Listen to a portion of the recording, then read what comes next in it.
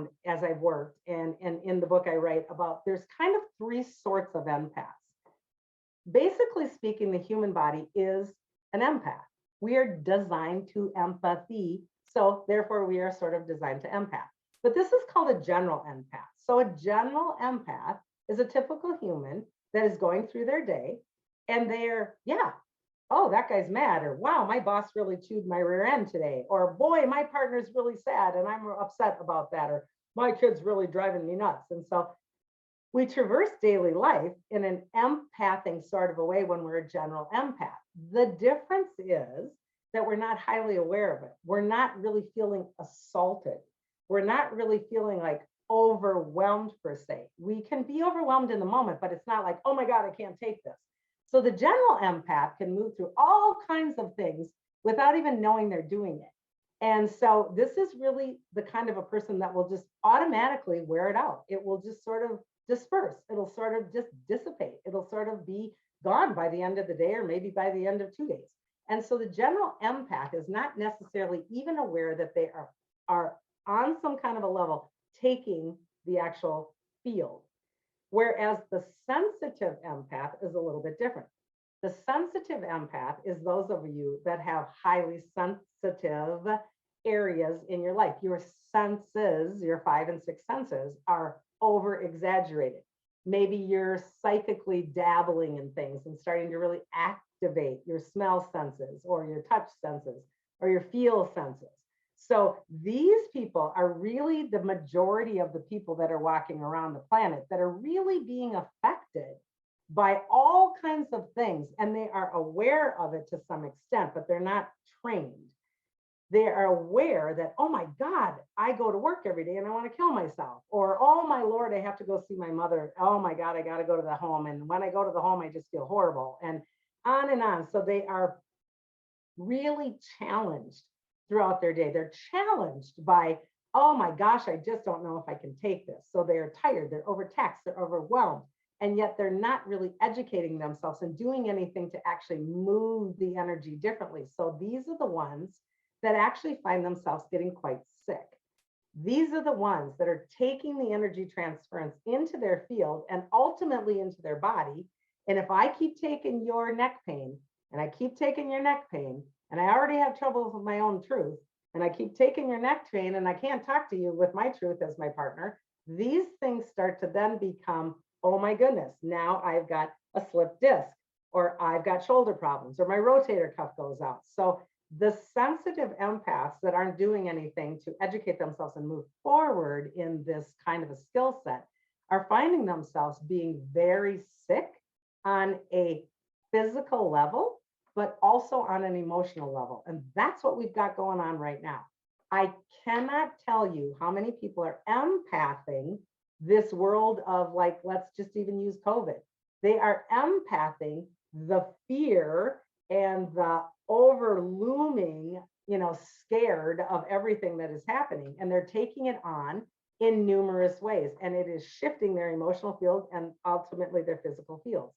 And so we get triggered and triggered and triggered and triggered again when we're in these situations by our belief systems.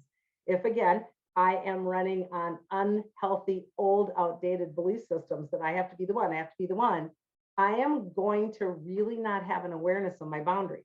I am not going to know that I'm letting everybody in. I am really, really limited in understanding that, wow, this is affecting my field. I'm not noticing what's going on when I'm sensitive, but I'm not psychically connecting to it and educating myself. So I'm going to really find myself having trouble staying grounded. I'm not going to get good sleep. I'm going to be constantly overextended and overscheduled, and I am ultimately going to become very physically fatigued and lethargic. This will then start to turn from dis-ease into disease. The holographic body cannot maintain on this negative field for long, and we become weak and we become vulnerable.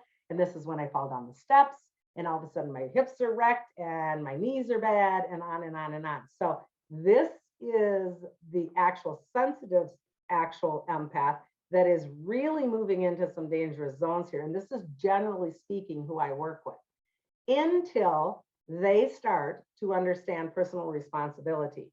Now, the the overcommitment, the overextension, the over everything, the personal responsibility needs to go all the way back to examining the belief system. So the inner work, the spiritual work, the journey work is really uncovering the core misalignment underneath of having to be that one. I'm the one.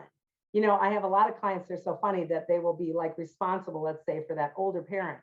And I'm the one that goes to the nursing home, and I'm the one that has to give them the medicine, and I'm the one that's making sure everything's fine, even though I have 5 siblings at home. But I'm the one, even though the nurses are there and the doctors are there, but I'm the one. And so it is a belief system that is driving me behind being that one. And this is a very, very unstable and unhealthy and unbalanced belief system that is ultimately going to wear down that field.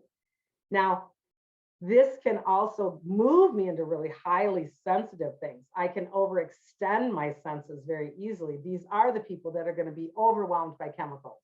I'm overwhelmed by chemtrails coming out of the sky. I'm overwhelmed by processed foods. I'm overwhelmed by crowds and noise and you know, the microwaves, the waves that are coming off of our computers and on and on. So these people can get really, really off track very quickly and become very, very diseased, turning to disease. The third category is what's called a psychic empath. This is the people that already have extensive psychic gifts. Now, we are all born, in my opinion, with psychic gifts. Nobody's special, but we also can all sing, right? We can all sing. And some of us maybe only want to sing in the car or the shower because we don't all sing. So we all have gifts, but some of us actually have activated psychic gifts. This doesn't have a value to it. It just sometimes is even more difficult because my senses are already on task. And so these are the people that can override their own needs super easy because I'm constantly on. And if I'm not a psychic sensitive person that understands how to shut off and how to really be aware of my field and be aware of my psychicness, I'm going to be that one that is absolutely the sponge for everything.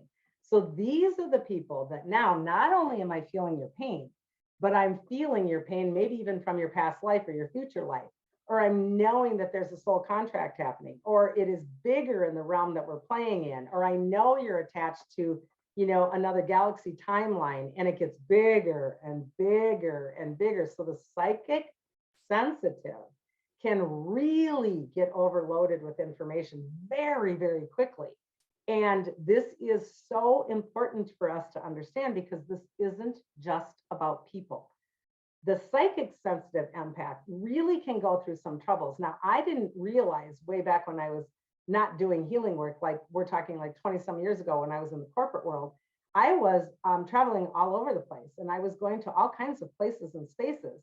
And I didn't understand how psychic leveled I was in terms of empathing, especially not just people, but land and spaces. And I would be walking through places, especially I remember being in the Bastille in France. And I was just a normal tourist with all my friends on the side of a business trip. And I did not understand that I was empathing the energy of all of the spirits in the Bastille. The Bastille is where they cut everybody's heads off. And I was literally doing this, sitting in the lobby going, wow, this place is kind of creepy. I don't know. I feel kind of scared and yucky in here. And we hadn't even started the tour yet. And I didn't even know where I was. I was just tagging along with everybody else. And I kept doing a lot of this going, this is just not comfortable. Lo and behold, we get into the tour and we find out, well, yeah, that's because everybody that moved through there in the early 1900s was getting their heads whacked off. And that energy signature was still maintained in the hologram of that building and that land and that space and the spirits that were moving through it. And so the psychic empath can really get themselves into some serious stuff and really get themselves into some really detrimental energies very quite quickly because they have the capacity to jump timelines.